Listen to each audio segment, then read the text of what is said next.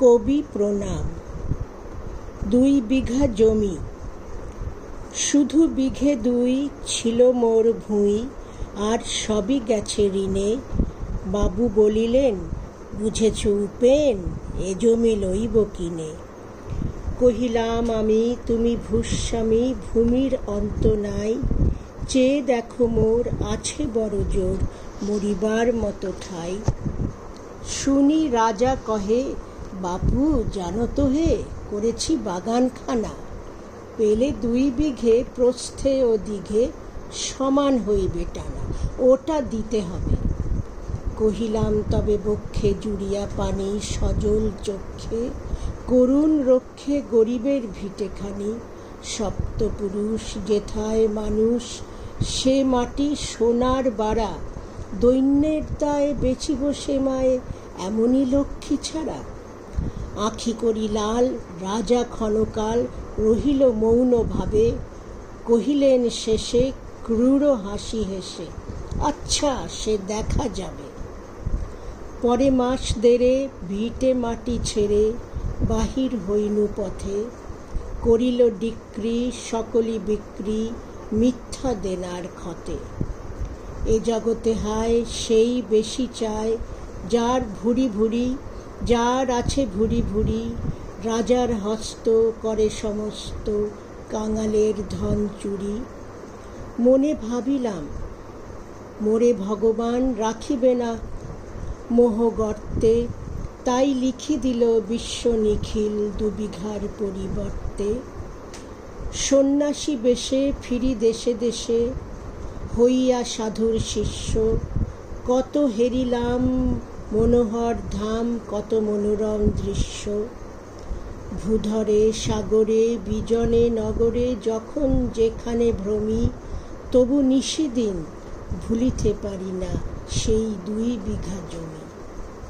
হাটে মাঠে ঘাটে এই মতো কাটে বছর 15-16। একদিন শেষে ফিরিবারে দেশে, বড়ই বাসনা হলো। নমো নমো নমো সুন্দরী মম জননী জন্মভূমি। গঙ্গার তীর স্নিগ্ধ সমীর, জীবন জুড়ালে তুমি। অবারিত মাঠ, গগন ললাট, চুমে তব পদধূলি। ছায়া সুনিবিড়, শান্তির নীর, ছোট ছোট গ্রামগুলি। পল্লব ঘন আম্র কানন, রাখালের খেলা গেহ। স্তব্ধ অতল, দিঘি কালো জল, নিশীথ শীতল স্নেহ। বুক ভরা মধু, বঙ্গের বধূ, জল লয়ে যায় ঘরে। মা বলিতে প্রাণ করে আনচান, চোখে আসে জল ভরে। 2 দিন পরে দ্বিতীয় প্রহরে প্রবেশিনু নিজ গ্রামে। কুমোরের বাড়ি দক্ষিণে ছাড়ি, রথতলা করি বামে। রাখি হাট খোলা, নন্দীর গোলা, মন্দির করি পাছে। ত্রিশাতুর শেষে পহুছিন এসে আমার বাড়ির কাছে। ধিক ধিক ওরে শতধিক, তোরে নীলাজ কুলোটা ভূমি। যখনই যাহার তখনই তাহার, এই কি জননী তুমি। সে কি মনে হবে একদিন যবে ছিলে দরিদ্র মাতা। আঁচল ভরিয়া রাখিতে ধরিয়া ফলমূল শাক পাতা। আজ কোন রীতে কারে ভুলাইতে ধরেছ বিলাস বেশ। 5 রঙা পাতা অঞ্চলে গাঁথা, পুষ্পে খচিত কেশ। আমি তোর লাগি ফিরেছি বিবাগী, গৃহহারা সুখহীন। তুই হেথা বসি ওরে রাক্ষসী, হাসিয়া কাটাস দিন। ধনীর আদরে গরব না ধরে, এতই হয়েছ ভিন্ন। কোনোখানে লেশ নাহি অবশেষ, সেদিনের কোনো চিহ্ন। কল্যাণময়ী ছিলে তুমি ওই, ক্ষুধাহরা সুধার পাশি। যত হাসো আজ, যত করো সাজ, ছিলে দেবী হলে দাসী। বিদীর্ণ হিয়া ফিরিয়া ফিরিয়া চারিদিকে চেয়ে দেখি। প্রাচীরের কাছে এখনো যে আছে সেই আম গাছ, এ কি। বসি তার তলে নয়নের জলে, শান্ত হইল ব্যথা। একে একে মনে উদিল স্মরণে বালককালের কথা। সেই মনে পড়ে জ্যৈষ্ঠের ঝড়ে রাত্রে নাইকো ঘুম, অতি ভোরে উঠি তাড়াতাড়ি ছুটি আম কুড়াবার ধুম। সেই সুমধুর স্তব্ধ দুপুর পাঠশালা পলায়ন, ভাবিলাম হায় আর কি কোথায় ফিরে পাবো সে জীবন।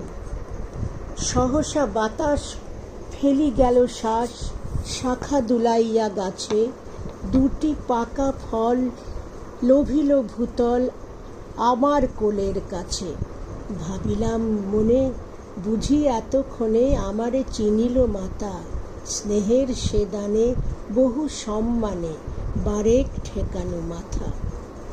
হেনকালে হায় যমদূত প্রায় কোথা হতে এলো মালি, ঝুঁটি বাঁধা উড়ে সপ্তম সুরে পাড়িতে লাগিল গাড়ি।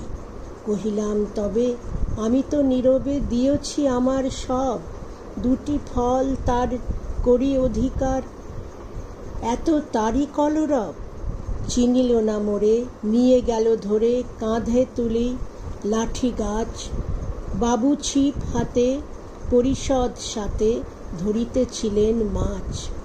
শুনি বিবরণ ক্রোধে তিনি কন, মারিয়া করিব খুন। বাবু যত বলে পারিষদ দলে বলে তার শতগুণ। আমি কহিলাম শুধু দুটি আম ভিখ মাগি মহাশয়। বাবু কহে হেসে, বেটা সাধু বেশে পাকা চোর অতিশয়। আমি শুনে হাসি, আঁখি জলে ভাসি, এই ছিল মোর ঘটে। তুমি মহারাজ সাধু বলে আজ আমি আজ চোর বটে।